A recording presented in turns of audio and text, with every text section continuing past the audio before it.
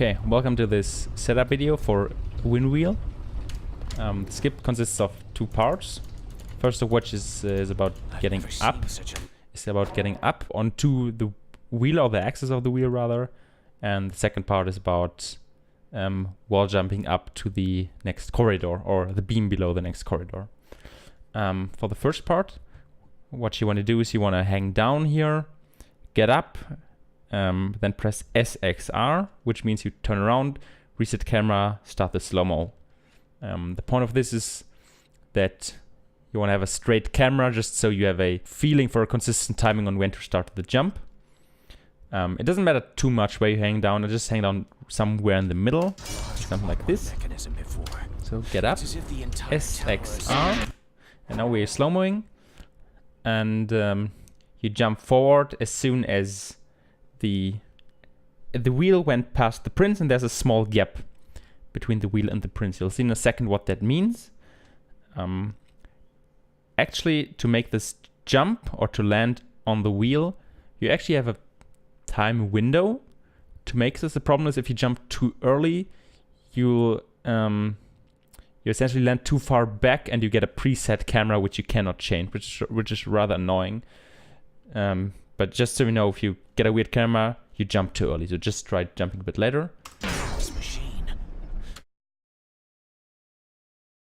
For what purpose? There we landed up here. We turned around as soon as we got here. Then the idea is to, as soon as the wheel is far enough up, you want to roll down with S and spacebar to land on the axis. For what purpose? I wonder. Roll and land here. Sometimes you roll straight, sometimes you roll diagonally. It's mostly about getting a feeling on when to roll. This is rather lenient. Now for the second part, now you landed on this axis. And now you want to get up to that beam by doing some wall jumping. And first of all, the position setup. I'll probably highlight this in, like when I edit the video afterwards as well. You want to be below, oops, sorry, you want to be below this stone here.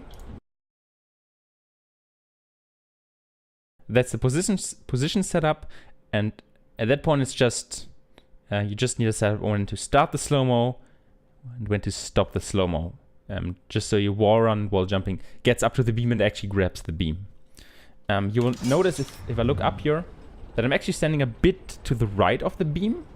The point is that the wheel is rotating, so the last wall jump, the wheel, because you jump off a moving wheel, the wheel slightly pushes you to the left.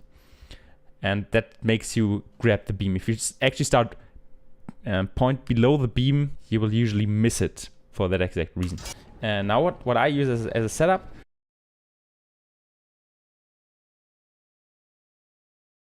in the background you see this wooden bar line or whatever.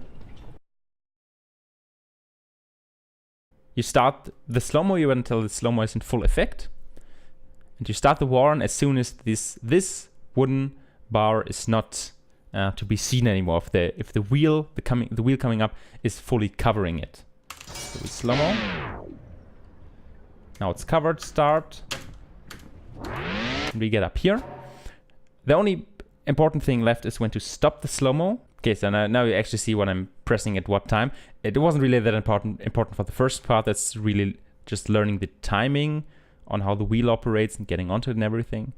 And now the idea is to stop the slow-mo as soon as you do the first wall jump off the wheel. You should see that right now.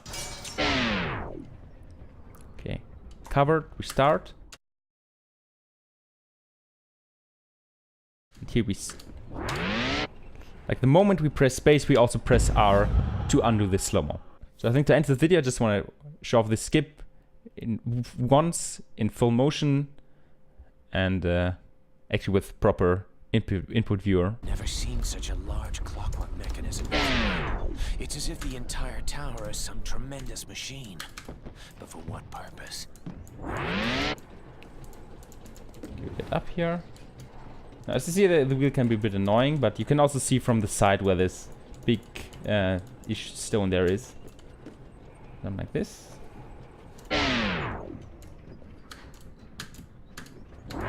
And then we get up here.